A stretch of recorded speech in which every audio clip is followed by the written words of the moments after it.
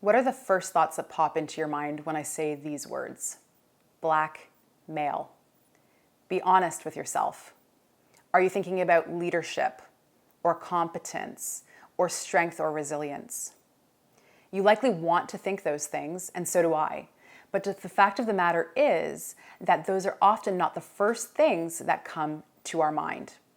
I'm Michelle from Empowered, where we make inclusion and diversity an innate part of how businesses operate every day.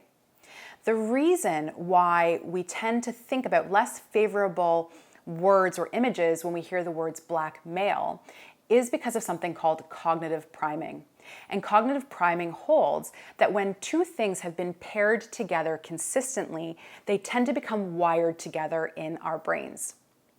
So, when we hear, for example, in the news about an individual who's committed a crime and that person is a black male, it reinforces a stereotype that throughout time, across time, has been consistently held that black men are more aggressive, that black men are much more likely to be criminal, that black men are less safe. And we store that in our memory as a validation that those two things should go together. All of this despite the fact that white men tend to be some of the most common perpetrators of crime within our society. And yet when we hear white male, our brain does not go to criminality because we readily have a multitude of examples of white men who are competent, who are safe, and who are multidimensional. But can we say the same for black men? How many books have you read? How many shows have you watched? How many movies have you viewed where the perpetrator of the crime is the black male, where the black male is problematic to some extent?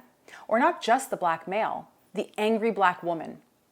We have been presented with very narrow and stereotypic conceptions of blackness throughout time. And that has shaped the way our brains work without our conscious awareness. So that when we hear black, we think negatively. And we're seeing that play out right now across our screens and within our communities, where black people have been treated less favorably. And you need to know that that's happening within your own mind too. That when you're making decisions about who to hire, who to promote, who to befriend, who to trust, that very same wiring is influencing your judgments and your behaviors. But there's something you can do about it. Our brains are malleable. We can change the connections so that they're much more accurate and representative of the reality, which is that black people are good and safe and competent and talented and should be protagonists in our stories and our leaders just as much as everyone else. So here's what you need to do. Number one, you need to recognize that your own brain has this wiring. And one of the best ways to do that is to take the implicit association test, which is free at Harvard's website.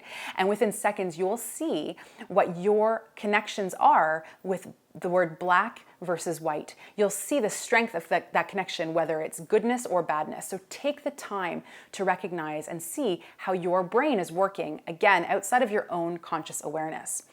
Also, if you have a meditation or mindfulness practice, it's also very useful because when we get really quiet and start to pay attention to our thoughts, we become much more cognizant of the associations that are naturally coming up for us. So when you are presented with a black candidate, what's going through your mind? How does your body react? What's happening within you instinctively when you're faced with racial difference? And number two is to change it. So be wary of what you're consuming and the stories that are being told. Are the books that you're reading depicting stereotypic conceptions of people and their identities? Are you exposing yourself to a range of differences and a range of different kinds of stories that show the multidimensionality of people? Are you watching shows that only reinforce those stereotypes? Think about what you're consuming. Think about whether it's affirming those problematic and deeply inaccurate associations or whether it is challenging them, and do more to consume content and to get to know sources that are challenging those innate connections that you have within your brain. We all have a part to play in challenging what's going on here, racial inequity, and it starts by us taking a look at our own minds, because nothing is going to change unless our own minds do.